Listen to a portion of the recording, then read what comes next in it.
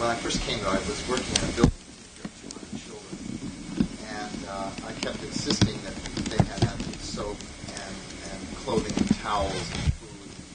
So the other doctors in the building didn't like that, so I was moved to a model building called the Hospital Improvement Program, which was a $100,000, whatever it was, or $200,000 thing that they were doing, and I had 135 or 145 preteens at that time, boys and girls, and I worked there for a year in that building and cleaned it up completely, and there was no disease at the end of that time, and it got to the place where the building didn't have to be organized by age or severity of management problems, disease problems. I wanted to regroup the building developmentally to try and get people out. I wanted to go to the dump and get furniture and make the place a living room, make the place a home. So the nurses immediately were terrified, and they went to the chief of nurses, and the administrator then removed me from the building and put me in charge of 5 women's buildings and over 1,000 grown women, to put me deeper into the pit and to try and get rid of me. And so I went to Gene at that point because I knew that they wanted to get rid of any challenge to them, and by that time there was no longer any quarter. It was a no quarter situation. I mean, they spoke bluntly to me, and I spoke bluntly to them.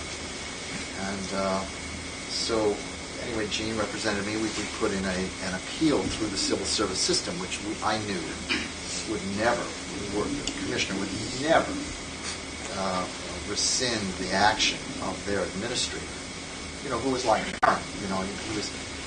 He was the senior state officer in the county, and so that any state monies that came to the county, he would sign off on, even though he wasn't in social service line or whatever. He was a senior, official for the state in those days.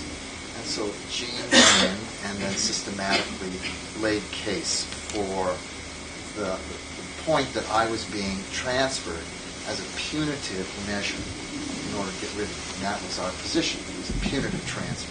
And we drove up to Albany to meet with Commissioner Miller. And we laid out our case before the commissioner. He also was the kind of guy who was putting on a good face.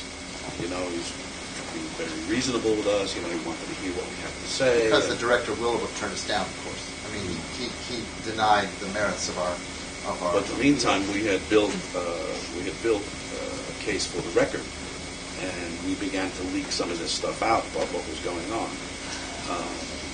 So meantime, a young reporter who was previously a lawyer, a young guy named Jerry Rivera, who became Geraldo Rivera, decided to go in with his cameras because the word leaked out about Willowbrook.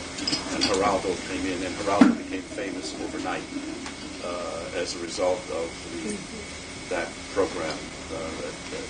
Our director was so shaken by the confrontation that he summarily fired another physician, comrade of ours, that I brought in to work, Mike Wilkins, and his social worker.